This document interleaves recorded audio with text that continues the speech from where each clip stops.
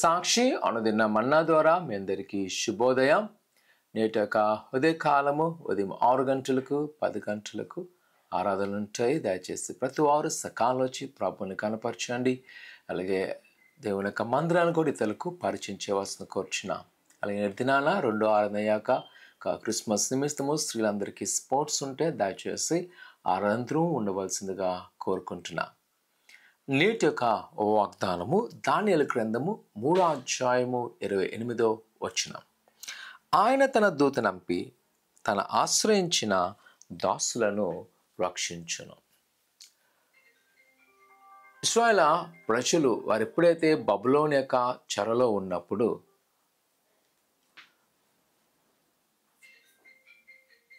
యూదా ప్రజలు ఎప్పుడైతే బబులోనులో ఉన్నప్పుడు దేవుడు వారిని జ్ఞాపకం చేసుకొనెను. ముఖ్యంగా నెబుకద్నెజరు ఒక శాసనము తోడుకొచ్చాను. ఎప్పుడైతే వారు వాయిద్యాలు వాయిస్తుంటారో ఒక విగ్రహం పెట్టున్నారు, దానికి అందరూ సాష్టాంగ నమస్కారం చేయాలి. అలాంటి సందర్భంలో ఈ యొక్క మిషాయేలు, అజర్యా, హనన్యా అను వారు ముగ్గురు సాష్టాంగ నమస్కారం చేయరు. వారు రాజు ఎదుగు తీసుకువెళ్ళినప్పుడు కూడా వారు భయపడరు. రాజు అంటాడు, ఇదిగో నేను వేడిమిలో వేస్తానో సరే భయపడరు. అప్పుడంట వేడంతలా వేడిమిని వారి మీదకు దాన్ని బలపరిచి పంపించినప్పుడు వారిని అందులోకి తోసివేసినప్పుడు కూడా దేవుడు అంట వారికి తోడేయండి, వారికి ఏ హాని రాలేదు. అందుకే దేవుని యొక్క వాక్యం చెప్తుంది, తన దాసులను ఆయన రక్షించను. ఆయన మీద ఆనుకున్న వారిని, ఆయన నమ్ముకుంచు వారిని విడుదల చేయను. ఈరోజు నిజమైన ప్రసంగమా, కొన్నిసార్లు మనం ఇంకా అపాయంలో పడకముందే అమ్మో దేవుడు రక్షించడేమో అనుకుంటాం. కానీ ఇక్కడ హనన్యా, మిషాయేలు, అజర్యా అంటే వారు పడిపోయినప్పుడు కూడా, ఇంకా వారు పడిపోతారు అన్నప్పుడు కూడా వారు అనలేదు.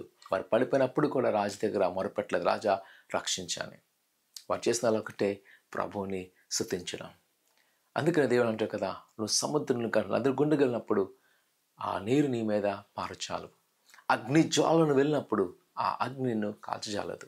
ఎందుకంటే ఆయన కనికర సంపన్నుడు.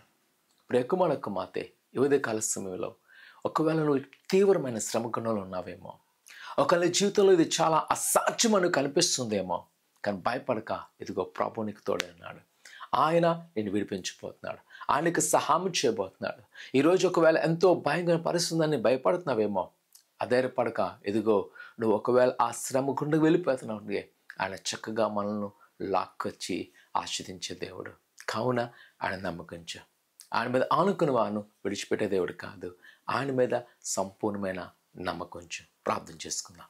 పరిశుద్ధుడా, ఘనమైన దేవా, నీ కొందాలు.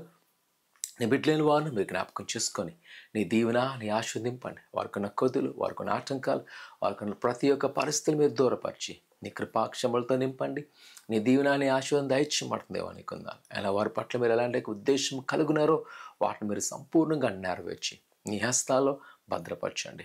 నీ కృపా దీవులతో నింపబడుతున్న దేవా, నీ కొందాలు. ఇదిగో మరి ముఖ్యంగా ప్రభా, అయినా వారు ఏదైతే అడుగుతున్నారో ఆ కోరికలు సిద్ధింపచేసి నీ హస్తాలో భద్రపరచండి, ఆస్వాదించండి, ఫలింపచేస్తూ ఇదిగో ప్రభానైనా నీ యొక్క సందో మొరుపెడుతున్న వారు, ఇగో నీ మీద ఆనుకున్న వారిని ఆయన భయంకర ఊబు నుంచి మీరు విడుదల చేసి నీ సాక్షిగా నీ మహిమార్థంలో పెట్టుకోమని యేసునామమున తండ్రి, ఆమేన్. ప్రభువుని నమ్ముకుంచండి, ఆయన తప్పనిసరి మిమ్మల్ని విడుదల చేయను గాక. ఆమేన్.